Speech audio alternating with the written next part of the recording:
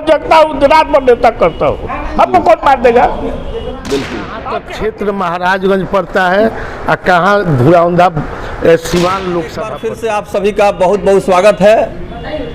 लोकसभा चुनाव की सरगर्मियां बढ़ती जा रही हैं। जैसे जैसे लोकसभा क्षेत्र में चुनाव का समय करीब आ रहा है, मतदाताओं से लेकर के नेताओं का दिल का धड़कन बढ़ने लगा है और आप देख रहे हैं कि मतदाता जागरूकता अभियान को आगे बढ़ाने के लिए चुनाव आयोग के द्वारा प्रचार प्रसार अभियान भी चलाया जा रहा है, ताकि लोकतंत्र के इस महापर्व में मतदान करने में मतदाता बढ़ चढ़ करके मतदान केंद्र तक आएँ।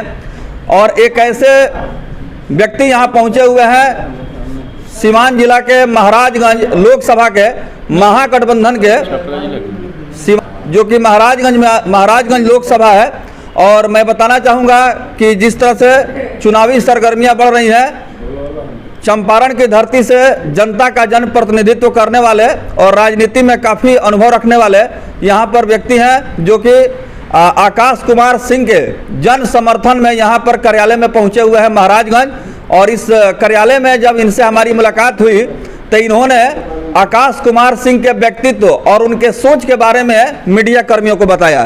तो आकाश कुमार सिंह नौजवान चेहरा, जिसे महागठबंधन ने महाराजगंज लोकसभा से उम्मीदवार बनाया है, उनके अंदर क्या कुछ खूबी आप देख रहे हैं? जब अखिलेश बाबू आए और मेरे यहाँ चुनाव लड़े और गांव का फैसला हो गया कि इनसे बहुत उम्मीद है और उम्मीद पर खरा उतरे भी अखिलेश बाबू। और बेबाक आदमी है अखिलेश बाबू, जो सच होगा, अगर आपकी गलती है तो आपको डांटेंगे भी, आपका है गाली दिया, चपलोसी नहीं देंगे कि ठीक है उनको भी देख लेंगे, दो आदमी, एक आदमी को तलवार दे, एक आदमी को बाला, अब बुला के बैठा के समझाते कि आप लोग लड़िए नहीं। ये सब बहुत सारी खूबी है। फोन भी उठाते हैं, वो बात भी करते हैं। उन्हीं के बेटे हैं आकाश बाबू जी। आज मेरा महाराजगंज की जनता से अपील है कि आप एक एक मत आकाश बाबू को देंगे तो 3 गो फायदा होगा यहाँ के आवाम को। एक तो नौजवान, दूसरे उनके पिता श्री दूसरी बार राज्यसभा एमपी है, वो खुद एमपी रहेंगे, प्रदेश अध्यक्ष है अखिलेश बाबू, बिहार में छुपा ढका नहीं, हिंदुस्तान लेवल के अब नेता पाए के नेता तक वो पहुँच गए हैं अखिलेश बाबू।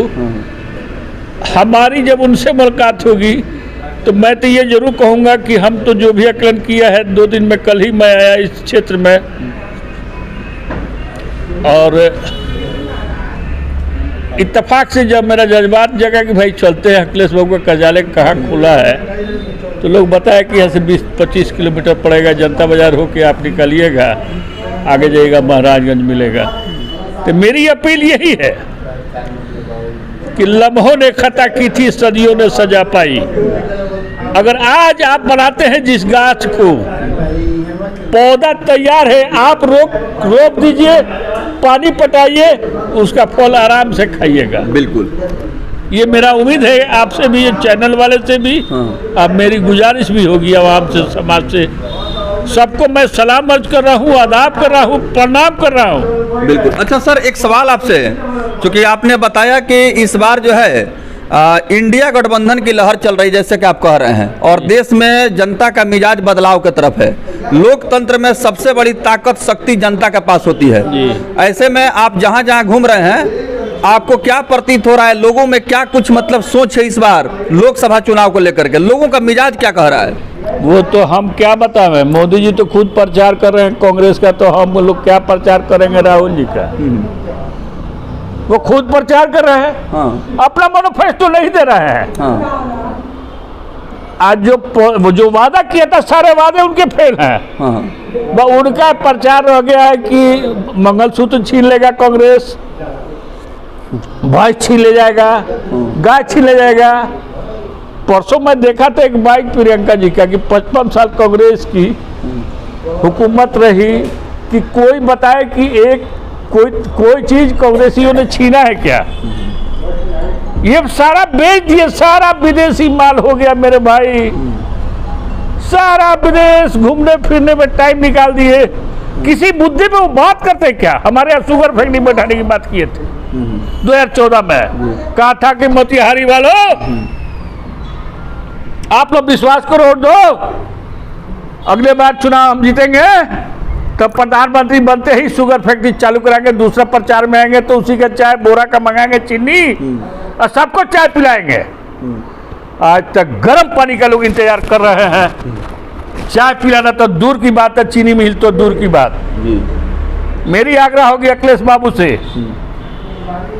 और आकाश बाबू से कि अगर समाज मौका दे रहा है, आप पावर में आ रहे हैं, तो ऐसा कोई कल कारखाना लगाइए, ऐसा कोई स्कूल कॉलेज, ऐसा कोई टेक्नोलॉजी दीजिए, ऐसा कोई इंस्टीट्यूट बनाइए, मेडिकल कॉलेज दीजिए महाराजगंज को कि आप आवर हो जाइए महाराजगंज के धरती पर कि कोई आया था, हम लोगों ने वोट देके जिताया था, हम लोग को देके गया। बिल्कुल। तो महाराजगंज लोकसभा में चहुमुखी विकास को लेकर के इन्होंने कहा है कि मैं आकाश कुमार सिंह को आशीर्वाद दे रहा हूं। अब पूरी लोकसभा महाराजगंज की सम्मानित जनता की तरफ से आकाश कुमार सिंह जो महागठबंधन के प्रत्याशी हैं उनको जोरदार समर्थन मिल रहा है। और विकास की अगर बात करें तो उन्होंने कहा है कि उन्होंने संकल्प लिया है कि अगर हम यहां से चुनाव जीतते हैं लोकसभा में, अगर यहां की सम्मानित जनता मुझे सौभाग्य देती है तो महाराजगंज लोकसभा का तकदीर और तस्वीर बदल जाएगा। आप पर उन पर विश्वास है? बिल्कुल 100 नहीं 200%। हाँ। मेरा भी नंबर रखिए। हाँ। अगर यहाँ के जनता को अगर कोई दिक्कत हो रही है, मैं वो पठा लूं कि 10 बजे रात को फूट की जाए तो मैं 12 बजे आ जाऊँ, 2 घंटा लगता है हमारे जिला से आने में। मैं डीडर पठानू, मुसलमान हूँ, डरता नहीं। हमारे सब जगह हमारे तो सब सारे बरादरी में मेरा ताल्लुक है, सब नेता तो हिंदू समाज उम्मीदवार हैं जिन्हें लोकसभा महाराजगंज से महागठबंधन ने उम्मीदवार बनाया है। उसके बाद से इस बार के चुनाव में यहाँ के लोगों में मुद्दा को लेकर के जोरदार बहस हो रही है। स्थानीय जो मुद्दा है जिस पर जनता को विचार करना है, चाहे शिक्षा हो, स्वास्थ्य हो या स्थानीय जो भी प्रशासन से संबंधित, विभाग से संबंधित भ्रष्टाचार के जो मामले आते हैं, उसको लेकर के आकाश कुमार सिंह मुद्दा बना रहे हैं। और लोगों में ये देखा जा रहा है कि लोग मुद्दा के आधार पर इस बार गोलबंद हो रहे हैं। तो आने वाला समय बताएगा, लोकसभा का चुनाव परिणाम से ये तस्वीर बिल्कुल साफ हो जाएगी कि महाराजगंज लोकसभा में जो स्थानीय जो मुद्दे हैं वो कितना इस बार कारगर साबित होती हैं। लेकिन सुनील कुमार राय ने साफ तौर पर कहा है कि महाराजगंज लोकसभा की जनता बहुत प्रबुद्ध है, समझदार है, विवेकशील है और अपने बुद्धिजीविता का परिचय देते हुए इस बार जो है लोकतंत्र और संवैधानिक व्यवस्था में नया कीर्तिमान स्थापित करेगी, क्योंकि लोगों में जो है बदलाव की जो चेतना जगी है उसमें मुद्दा हावी हुआ है। तो मुखिया जी अपील क्या करेंगे लोगों से? पूरे माने लोकसभा में हम यही अपील करेंगे कि विकास के मुद्दा पे वोट दिया जाए। हमारे क्षेत्र में, हमारे लोकसभा में किसी तरीका का विकास नहीं हुआ है। यहाँ के एमपी को जानकारी ही 10 साल में नहीं है कि कहाँ तक क्षेत्र महाराजगंज पड़ता है और कहाँ धुराउंदा सिवान लोकसभा पड़ता है। 1-2 काम किए हैं हमारे जानकारी में, तो सिवान लोकसभा में काम हुआ है, महाराजगंज में वही नहीं हुआ है। तो वोट तो लोकसभा महाराजगंज की जनता देती है और सांसद जी सीमांत क्षेत्र में कैसे बढ़ जाते हैं? काम किए हैं सीमांत क्षेत्र में, हमारे सीमा पे काम किए हैं। जो घाट बना है, सामुदायिक भवन बना है, वो जो जगह है वो सीवान में पड़ता है और उसके बाद उधर हम लोग के माने महाराजगंज लोकसभा पड़ता है। तो सीवान लोकसभा में काम किए हैं, महाराजगंज को वंचित किए हैं। देखिए ये बड़ा आश्चर्यजनक प्रतिक्रिया मुखिया जी के तरफ से आई और ये बहुत ही हम कह सकते हैं कि सोचने पर विवश करने वाली प्रतिक्रिया है, क्योंकि लोकसभा का क्षेत्र बहुत बड़ा होता है और इसके जो जनप्रतिनिधि हैं उनको अपना इतिहास, भूगोल और अपने क्षेत्र का दायरा भी अच्छी तरह से पता होना चाहिए। लेकिन दुर्भाग्य की बात है कि इन्होंने कहा कि लोकसभा के जो सांसद हैं महाराजगंज के, उनका अपना क्षेत्र का भी पता नहीं है कि कौन सा क्षेत्र उनके क्षेत्र में है, कौन सा गाँव है, कौन मोहल्ला है। तो आप लोगों ने उनको कभी बताया कि आप लोकसभा महाराजगंज के हैं, दूसरे क्षेत्र में कैसे बढ़ गए? हम लोग से वो पूछवे नहीं किए जी। एक बार उद्घाटन में एक बार देखे कि उद्घाटन हो रहा है जी। हम उसी रास्ता से जा रहे थे, हमको रोका गया, हम इशारा भी किए कि हम लोग का छठ घाट वो है, तो वो तो बन गया था जी। हम लोग क्या करें, उठाकर उधर ले जाए जी। तो मुखिया जी ठंडा का मौसम था, कुहासा वगैरह नहीं गिरा था? कुहासा नहीं गिरा था, गर्मी का दिन था। कभी कभी ऐसा होता है कि कुहासा में दिखाई नहीं पड़ता है। चलिए बगल में भैया हैं, भैया क्या कहेंगे? लोकसभा महाराजगंज की जनता में इस बार जो है बहुत उत्सुकता देखी जा रही है इस बार के चुनाव में। बिल्कुल बिल्कुल देखी जा रही है। सिग्रीवाल जी पिछले 10 साल से यहाँ पे सांसद हैं। एंटी इनकम्बेंसी का फैक्टर है, सिग्रीवाल जी से लोग का मन उब चुका है। इसी में एक ऊर्जावान नौजवान आया है जिसके सामने एक विकास का रोड